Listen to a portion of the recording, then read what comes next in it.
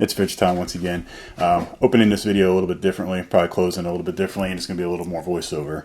So on this last trip, I tried a new mic setup, and it worked okay. There was some kind of weird hum going on with it. It might just be the cable, so I'm working on that. And then there were a couple clips where it was giving me really bad clicks and clicking, so I had to cut all that video.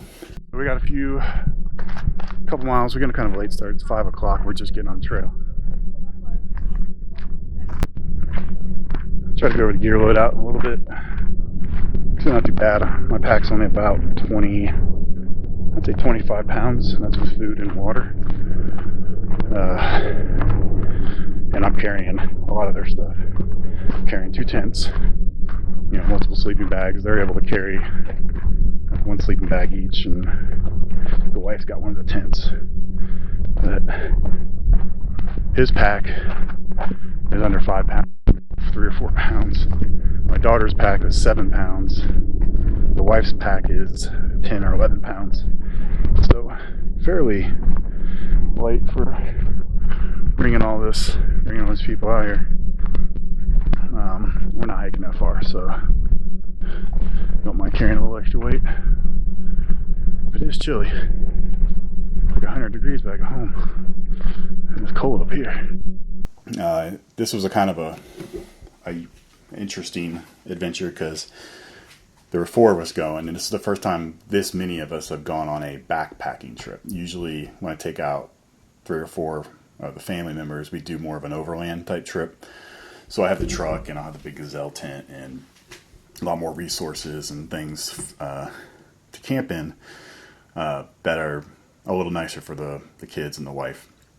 But this time we did a 4-person backpacking trip, so we had to bring everything with us. We ended up I was originally going to try to plan for the 5-mile hike down to the Marmont Creek Bald area off of Mount Mitchell, which is a beautiful, beautiful campsites up there.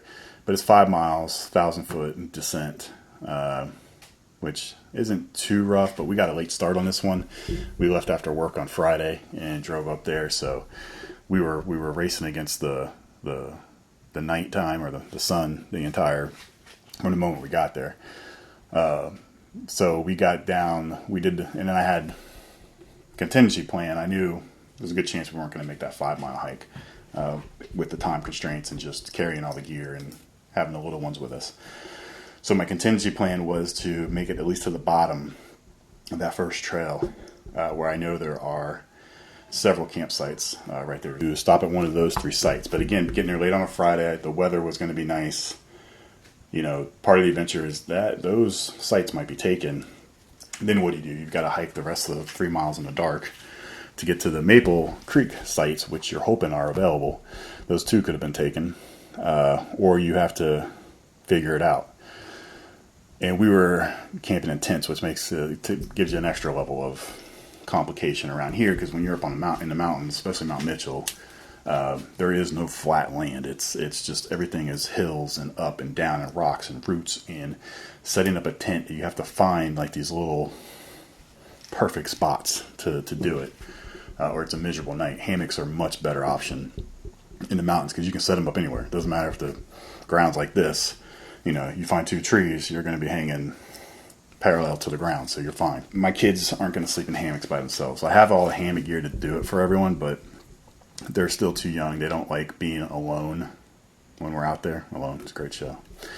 But they don't like being alone overnight. And most adults I know don't like being alone camping overnight out in the middle of the woods, so I can't blame them for that. So they want to be in a tent with either me or my wife to feel a little more secure. So I had to bring 2 tents. So we had to bring 2 2-person tents.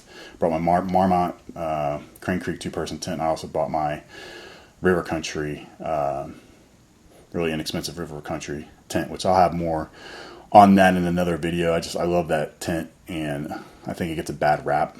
So we get back down to the bottom of the trail. First site's taken up, bunch of kids at it. There's like some kind of camp going on. Obviously, a camp at a camp, like a summer camp thing or something going on there. Bunch of kids, fire, noisy. Not gonna happen. That was the site I wanted. Second site, taken. 2 dudes that passed us while we were hiking, and I looked at my wife while we were hiking. I saw these 2 dudes pass, and I looked at her and I go, "They're gonna take our campsite." And then I was hoping they were going to keep going to the Maple Bald because they were running they were going at a pretty good pace, but they were at the second site. So I was like, there's the guys that took our site. And then the third site was not very good. It's not more for hammock camping. Did not have any real flat areas, and it was really close to the other two sites. And that first site had a lot of kids that were just making a ton of noise. I already had my own 2 kids with me making noise. I didn't need the added noisiness of extra kids. So I decided to just trek on and see if we could find something else. Obviously, we weren't going to make the 3 or 4 miles to the Maple Creek Bald site because it was already getting dark, and they were already worn out from the hike we just did, and there was no telling if those sites were going to be available when we got there. So that was kind of out. So then I went into, stealth camp, set up a camp. At this point, we're out of the state park. We're in a national forest and game lands. So you're under the rules there, which is, 100 feet from water, 100 feet from a trail.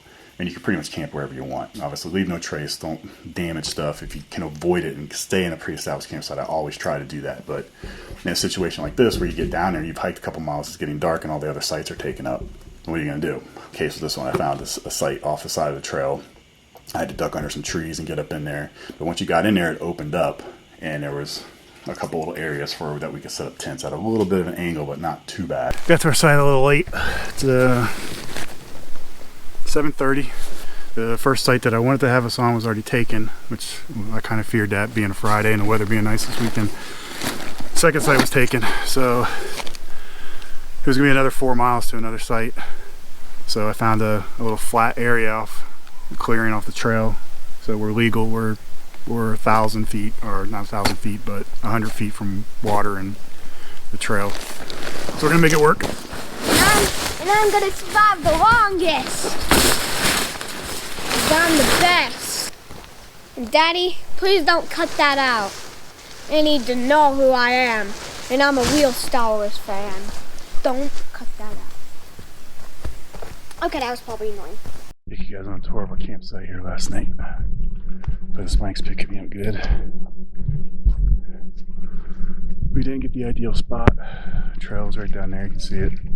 Had to kind of bushwhack up through here. I saw a little clearing, and it was getting near 8 o'clock, so we had to find a spot. Little fire ring. There was a little fire thing up here. Someone had camped here at some point before. Not the flattest terrain. To a kitchen here,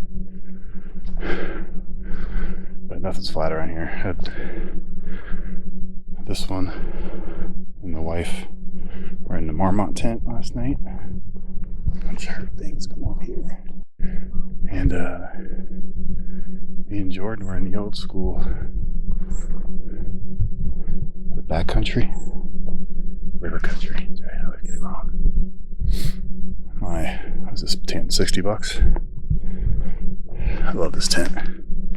Very spacious. We have plenty of room in here. I forgot how big this tent is. Plenty of room. Condensation wasn't an issue. He was on pad. I was on. I had to sleep on the thermarest with a little blanket over it. I ran out of sleeping pads between everyone, so it was a fun night of sleep. We'll make some breakfast. May get a fire started. Yeah. Go up there though. Hey, up there.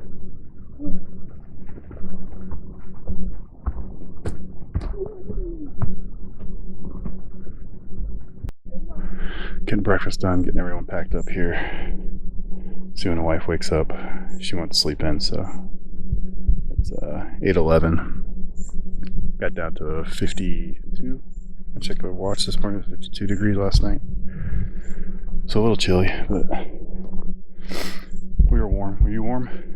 Yeah, that was fuzzy.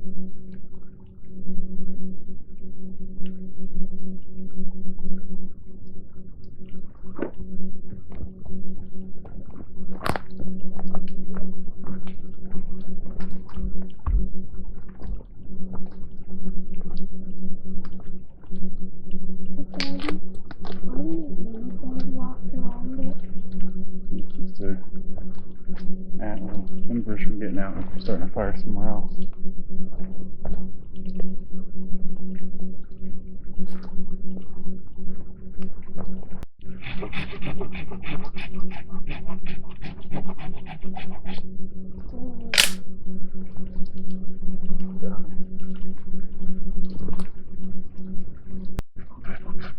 I'm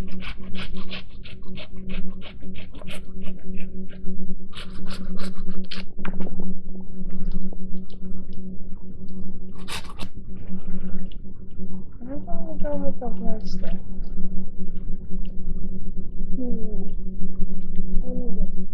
This is Jordan's. Go on YouTube and This is Jordan's ant facts. Fact number 1. Okay. Did you notice?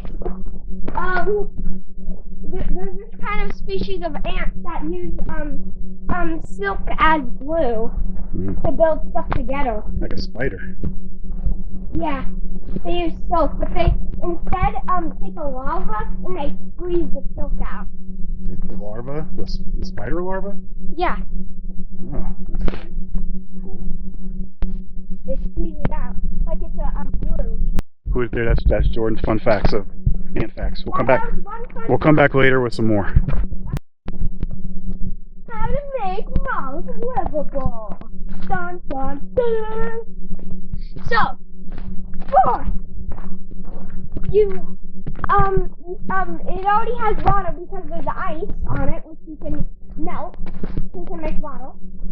And also, if you plant stuff on Mars, it will make oxygen. And also, you can also plant.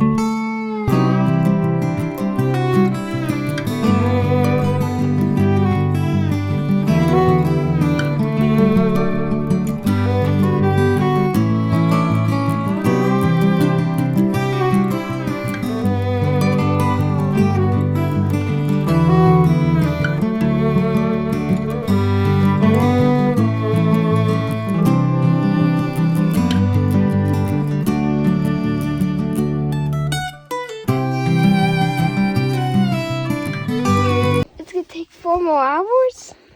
Maybe. Well, I need to switch backpacks. We're out.